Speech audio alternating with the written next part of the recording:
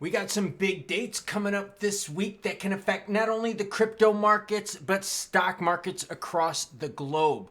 We're going to talk about inflation, and not only inflation, what are producers paying for their goods, of which we know they pass that cost on to us. So if the producers are paying more, the consumer's going to pay more. Jerome ain't pausing, but we still got to get to the news and hang out with Jim Thome, my homie. That's right, hanging out with the Thome rookie card. iHeart Cryptoverse starts us off and says the SEC is causing a great deal of harm to investors. And if you're new to this channel, this is where I read your comments first before we get in the news, because yes, you are most important. That is why I do this, for you, the viewer. And honestly, I got to agree with this comment because his whole thing is to protect the investors. Did he catch FTX before the collapse? No. Did he catch Celsius before they collapsed? No. Okay. I mean, I could go on and on, right? Protecting the investors. BZ says Bo Jackson was the first person I actually thought was a superhero as a kid. Yeah, it's because Bo Jackson totally was a superhero. Do you remember like when he did that card where he had the bat across his back where he had the football pads on? Dude looked like he could wreck anyone. Heatmap says this, Bitcoin sitting at 69,530 ETH, 3410. Look at meme bucking the trend yet again. Doge up 7.6%, PayPay up 10, Floki up 6%. Markets are moving. Even Sol had some big pressure here over the last few days. Sol back up, almost ready to touch 180. Speaking of touch the like button and subscribe button if you really like this kind of stuff. We're going to talk economic news. Okay, so there is some big stuff happening. And first things first, CPI data, that's the big one, right?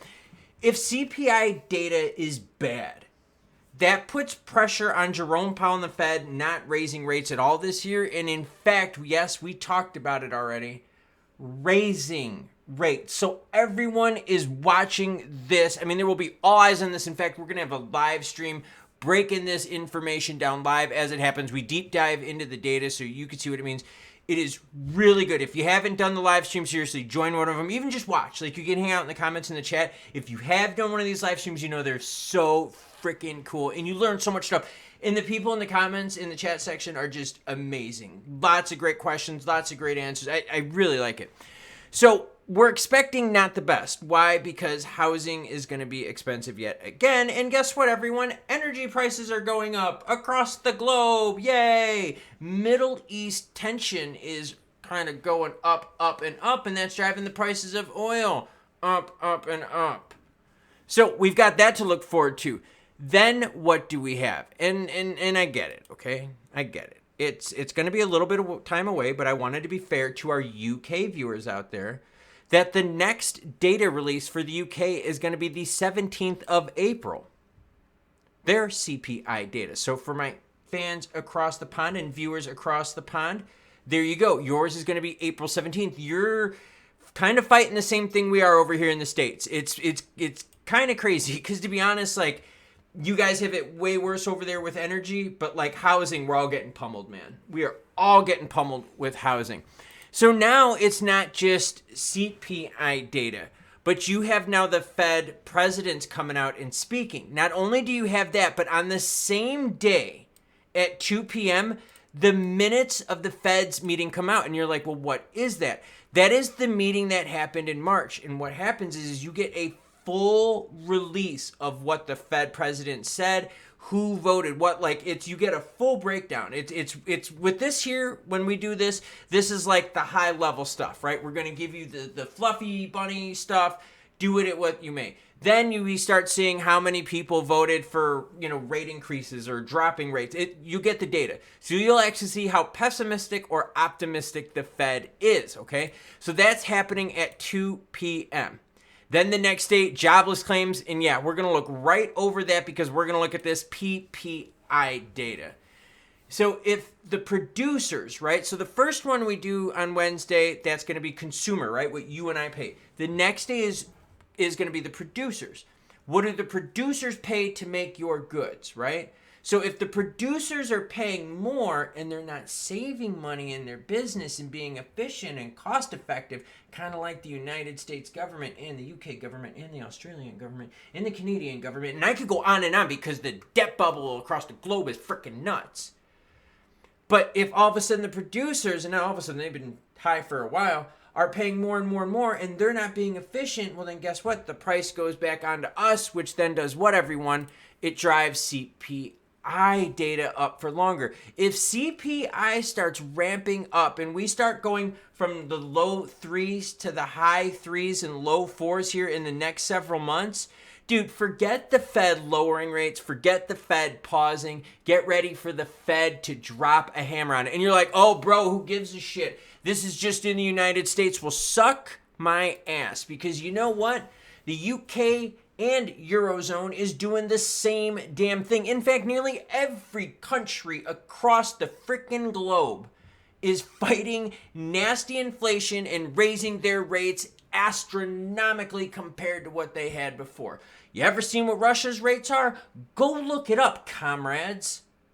Yeah, check it out. When you're done with this video, look up the interest rates for Russia and you will freak the F out, man. There are problems across the globe. And you're like, well, how does this tie into crypto? Well, it ties into crypto very easily. See, venture capital uses these monies from loans, and the loans is all tied into these rates. The rates in the UK bank zone, the Bank of England, right? Your Eurozone banks, all the central banks, right? They all have their rates, and as the rates go up, it means these loans are more expensive. Well, when loans are more expensive, you can't like build and develop on the chains cheaply because the loans are expensive. So development goes way down. Money like kind of gets turned off that faucet, right? But if rates go down and money becomes cheaper, more money can flow in. I did a report a couple days ago about venture capital. This is the first time we've seen in, I think it's almost 2 years, that venture capital money is going up. Yeah, they're putting more money in because they're like, okay, cool. Maybe the news is telling us that the rates are going down. Well, I'm telling you, if CPI comes in hot and then PPI comes in hot and we're getting the nod, right? The early data is telling us be ready.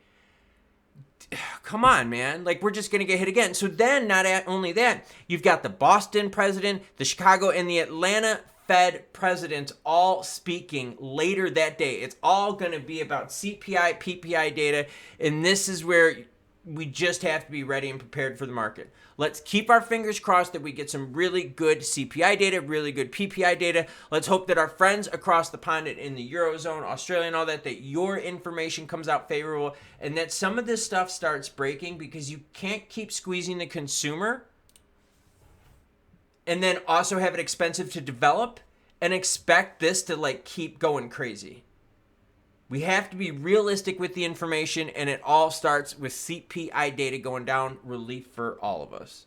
So you bet your butt I'm happy that I'm seeing stuff move. I don't care if it's meme that moves. I don't care if it's BTC. I prefer it to be BTC because it brings up the rest of the market, and I think that's a good thing. But no, I mean, like, it's awesome to see stuff popping. Near protocol looking healthier, ICP, Sol. It doesn't matter what it is as long as things are looking better. And things can look better for longer as long as the data starts getting better.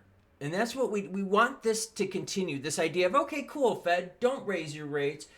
Maybe lower it this year, right? That was the market optimism that we've been pricing in here over the last several months. You add some ETF juicy inflows in the billions, all of a sudden you got yourselves a freaking party, and not a proper party, which sucks ass. I don't know what you're celebrating. I mean, be real here. But like, so we're talking about this and we're like, okay, cool. Now, if we start thinking, whoa, you're not going to turn the faucet and like make it cheaper for us, you're going to make it more expensive. Oh, dude, did you buy us dinner before you screwed us first? And we don't want that. So it does. It all starts with CPI data, PPI data. I'm going to have a live stream. It is going to be 8 a.m. Eastern time on Wednesday. All right. And then at 8:30 is when the data comes out, and we're going to hang out and talk about it. So I'll see y'all then. By the way, Jim Tomey is my homie. Bo Jackson is a superhero. And I'll catch you cool cats later.